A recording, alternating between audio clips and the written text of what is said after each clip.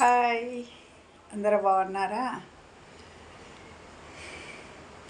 మనము ఏదైనా సరే కానీ అందరికీ రక్షాబంధన్ శుభాకాంక్షలు. నాకైతే మా అమ్మ నాన్న ఒక తమ్ముడిని అయితే ఇచ్చారు మా తరపున. కానీ మా తమ్ముడు రాడు మేము పోము. ఎందుకంటే కొన్ని రోజులు కట్టాము. తర్వాత ఆయన అడ్రస్ కూడా మాకు తెలియదు, ఎక్కడ ఉంటుండో, భార్య పిల్లలు. ఎందుకంటే అమ్మాయిని తప్పనైతే నేను అనదలుచుకోలేదు.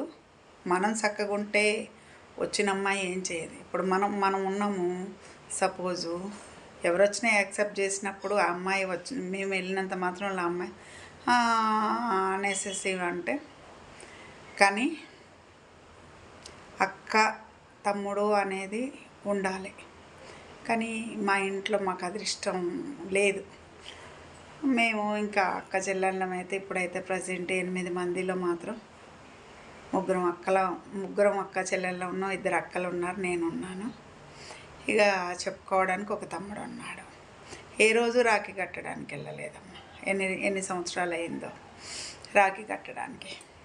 రాఖీ కట్టిన ఏ రోజు ఒక చీర పెట్టినోడు కాదు. కానీ కొంతమందిని చూస్తుంటే నాకు బాధ అనిపించి ఈ వీడియో చేస్తున్నాను. ప్రతి ఒక్కరు వెళ్ళి పుట్టింటి కాడ ఏం కోరుకోరు, చీర కూడా మాకు అవసరం లేదు. మేము తోసినంత మేము కొనుక్కుంటున్నాము. మాకు ఉన్నారు కదా పుట్టిల్లు అనేవాళ్ళు ప్రతి ఒక్కరికి నేను చెప్పేది ఇదే. వాళ్ళు మాట్లాడకపోయి మనం వెళ్ళైతే రాఖీ కట్టాలి. ఎందుకంటే మనం ఎంత కోపంలో ఉన్నా సంవత్సరానికి ఒక్కసారి వెళ్ళి అయితే కనీసం మన వాళ్ళని చూసుకుంటున్నాం అన్న తృప్తి అన్న ఉంటుంది కదా. ఆ తృప్తి మాత్రం మీరు ప్రతి ఒక్కరు ఎవరైనా సరే ఆ తృప్తి అనేది చూసుకోండి. కానీ మాకైతే మా తమ్ముడు అడ్రస్ కూడా మాకు తెలియడానికి ఎక్కడ ఉంటున్నాడో, ఏం చేస్తున్నాడు. సరే పెద్దమ్మ పిల్లలు ఉన్నారు, సరే వాళ్ళకన్నా కడుతున్నాము అంటే అసలు అది పెద్ద ఇష్యూ.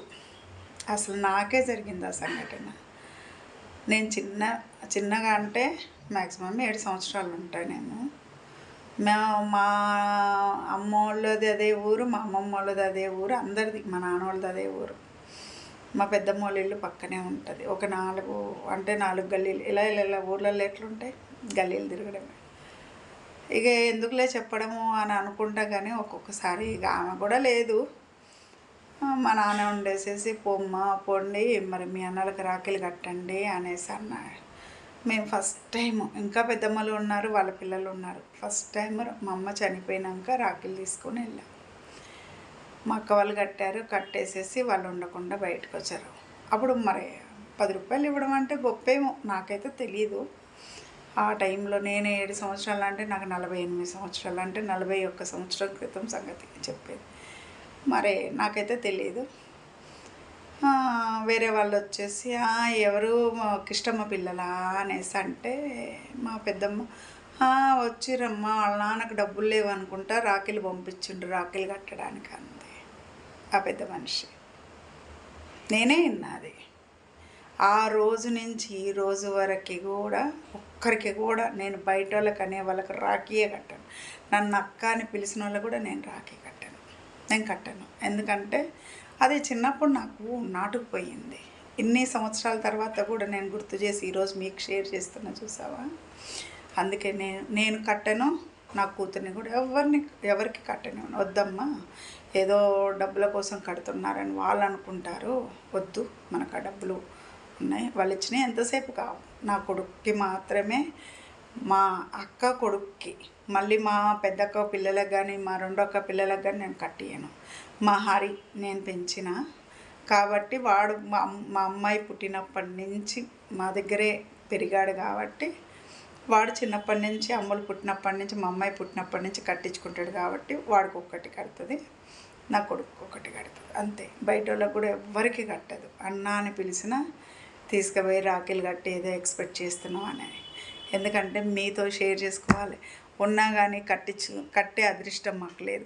కానీ ఎంతవరకైనా తల్లిదండ్రి ఉన్నంతవరకు పుట్టిల్లు. ఎవరికైనా నేను చెప్పేది ఒకటే, తల్లిదండ్రి ఉన్నంతవరకు పుట్టినిల్లు మీదే.